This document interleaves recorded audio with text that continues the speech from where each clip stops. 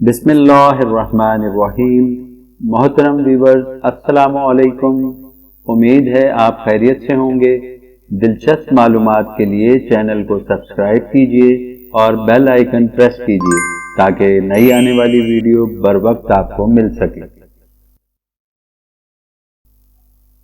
ہر فرد اپنے اندر انسانیت کے تمام کردار محسوس کرتا ہے، مثلا میل فیمیل بن کر یا فیمیل میل بن کر، بچہ خود کو بڑے کی جگہ رکھ کر یا بڑا بچہ بن کر، شاگرد استاد بن کر یا استاد شاگرد بن کر کیفیات کا احاطہ کرتا ہے۔ اظہار کرنا وہ انسانی رویہ ہے جس کے بغیر زندگی بے معنی ہے۔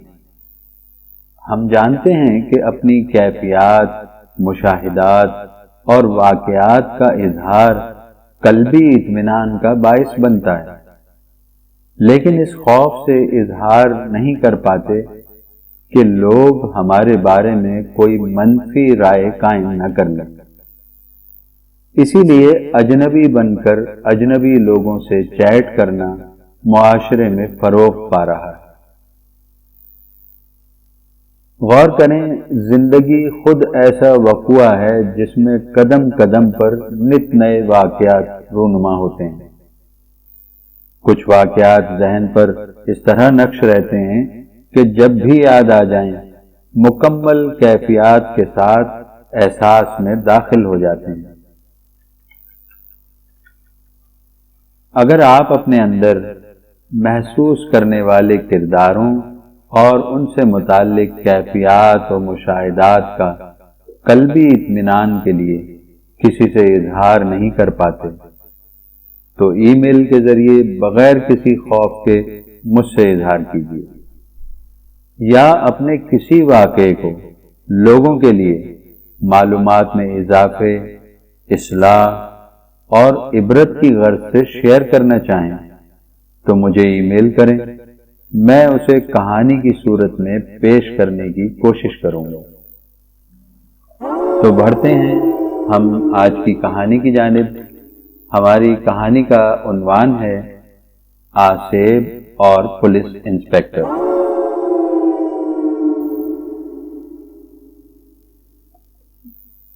میرا نام محمد یوسف بٹ ہے۔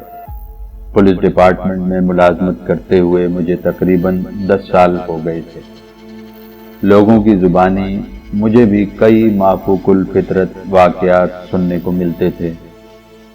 کسی کے اوپر جن آ گیا، کسی کو بھوت چمڑ گیا، کسی نے چڑیل کو دیکھ لیا، لیکن کبھی کسی واقعے کو میں نے دل سے تسلیم نہیں کیا۔ دوران ملازمت بھی مجھے کئی ایسے مقامات پر اپنے فرائض انجام دینا پڑے جہاں ایک عام آدمی رات کے وقت قیام کرتے ہوئے خوف کھا جائے،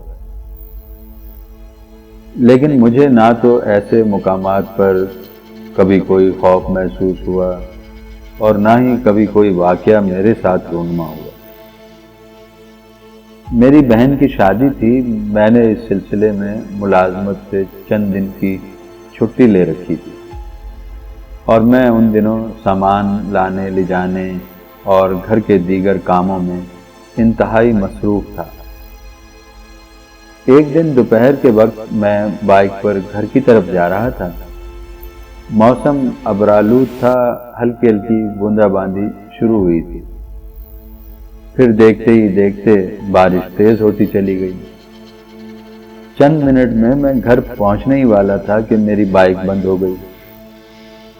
پہلے تو میں نے بائک اسٹارٹ کرنے کی بہت کوشش کی، لیکن ناکامی کے بعد تھوڑے فاصلے پر مکینک کی دکان تھی، میں وہاں بائک پیدل لے کر پہنچا، لیکن مکینک صاحب اپنی دکان کا شٹر گرا کر کہیں تفریح کو نکل گئے، شاید موسم کا لطف لینے کے لیے دوستوں کے ساتھ نکل گئے ہیں۔ مکینک کے برابر چائے کا ہوٹل تھا۔ چونکہ میں گھر سے زیادہ دور نہیں تھا، لوگ کم و بیش مجھ سے واقف تھے، ہوٹل والا بھی مجھے جانتا تھا کہ میں پولیس میں ہوں۔ میں نے ہوٹل والے کو بائک لاک کر کے چابی دے دی اور کہا کہ مکینک آ جائے تو اسے دے دینا، کہنا کہ اسے ٹھیک کر دے، میں شام میں لے جاؤں گا۔ میں نے سوچا کہ میں بھی موسم کا لطف لیتے ہوئے پیدل پیدل گھر کی طرف چلتا ہوں۔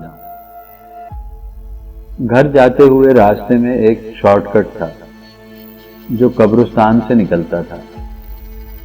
عام طور پر لوگ اس راستے کو اختیار نہیں کرتے تھے، میں بھی معروف سڑک سے ہی آنا جانا کیا کرتا تھا، لیکن مجھے قبرستان سے گزرنے کا کوئی خوف نہیں تھا۔ اسی لیے چلتے چلتے میں نے فیصلہ کیا چونکہ میں پیدل گھر جا رہا ہوں تو کیوں نہ شارٹ کٹ اختیار کر لوں، اور بارش میں قبرستان میں قبروں کی کیا صورتحال ہے وہ بھی نظر آ جائے گی۔ اللہ جنت نصیب کرے، میرے ابا جان مرحوم کی قبر بھی اسی قبرستان میں ہے۔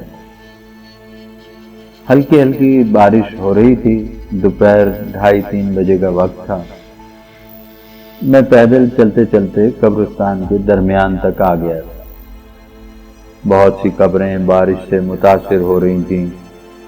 میں یہ سب مناظر دیکھتے دیکھتے ابا جان کی قبر پر پہنچ گیا۔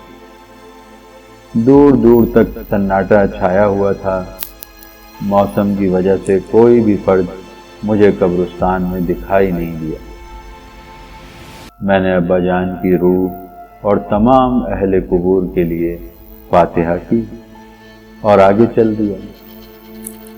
میری نظر ایک قبر کے سرانے درخت کے نیچے کھڑے سفید رنگ کے بہت ہی خوبصورت بکری کے بچے پر پڑی۔ بکری کا بچہ بارش میں بھیگنے کی وجہ سے سہمے ہوئے کھڑا تھا۔ میں بہت احتیاط سے قبریں پھلانگتا ہوا بکری کے بچے کے پاس جا پہنچا۔ میں نے اچھی طرح چاروں اطراف نظر دوڑائی، مجھے کوئی فرد یا کوئی بکری نظر نہیں آئی۔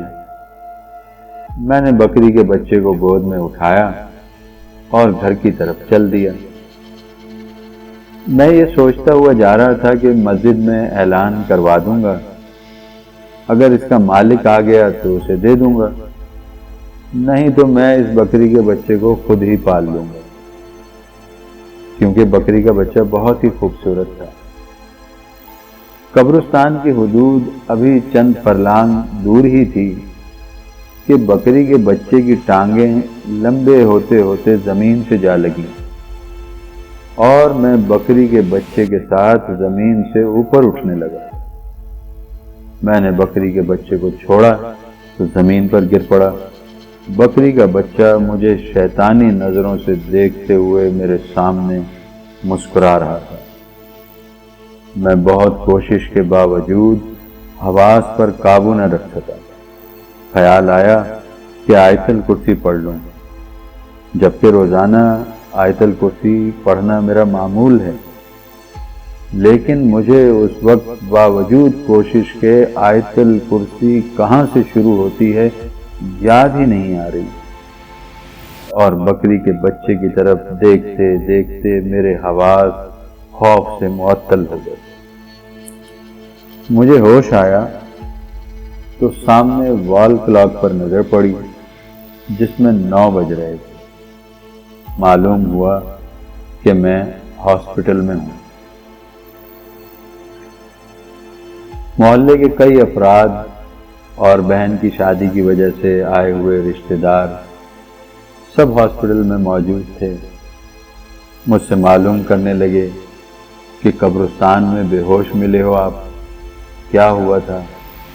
کیا کسی کے ساتھ جھگڑا ہوا تھا یا کچھ اور؟ میں نے سب کو تسلی دی کہ کوئی ایسی ویسی بات نہیں ہوئی۔ دراصل میں امی کی وجہ سے کچھ بتانے سے گریز کر رہا تھا، کیونکہ امی ایسی باتوں سے بہت خوف زدہ ہو جاتی ہیں۔ رات ساری بے چینی، پریشانی اور بڑی ہی تکلیف میں گزر رہی۔ ڈاکٹرز آتے اور یہ کہتے کہ بس ٹھیک ہو جاؤ گے، ابھی بخار کم ہو جائے گا، ابھی سردی کم ہو جائے گی، لیکن سردی تھی کہ ختم ہونے کا نام ہی نہیں لے رہی تھی۔ ذہن میں وہی بکری کے بچے کے نقوش ابھر رہے تھے، یہاں تک کہ صبح صادق ہونے والی تھی۔ میں موٹے موٹے 3 کمبل اوڑھنے کے باوجود سردی سے کانپ رہا تھا۔ امی بھی پریشانی کے عالم میں میرے سرہانے بیٹھی اللہ تعالیٰ سے دعائیں کر رہی تھی، کچھ نہ کچھ پڑھ کر مجھ پر پھونک رہی تھی۔ امی نے کہا کہ تمہارے چہرے سے مجھے کچھ اور ہی معلوم ہو رہا ہے، اور میرے کزن کو بلا کر کہا کہ تم ایسا کرو، فجر کی نماز گھر کے سامنے والی مسجد میں ادا کرو، اور نماز پڑھنے کے بعد امام صاحب کو ساتھ لے کر آ جاؤ۔ میرا کزن چلا گیا اور وہ نماز ادا کر کے امام صاحب کو ساتھ لے کر ہاسپٹل آ گیا۔ امام صاحب آئے اور مجھے دیکھتے ہی انہوں نے کہا، استغفر اللہ، اس کے ساتھ تو آصف ہے۔ مجھ سے پوچھا، کہاں گئے تھے تم؟ میں نے کہا کہ میں کل رات کو قبرستان سے آیا ہوں۔ امام صاحب نے امی سے کہا کہ اسے گھر لے جائیں، میں گھر پر آ کر آصف کا علاج کرتا ہوں۔ امی بہت گھبرا گئیں، امام صاحب سے کہنے لگیں کہ بھائی اب کیا ہوگا؟ امام صاحب نے کہا کہ بہن گھبرائیں نہیں، یہ چند گھنٹوں میں ٹھیک ہو جائے گا، بلکہ یہ تمہارا بیٹا ظہر کی نماز میرے ساتھ پڑھے گا، آپ اسے گھر لے کر جائیں، میں آتا ہوں آپ کی طرف۔ امی کو امام صاحب نے بہن بنایا ہوا تھا۔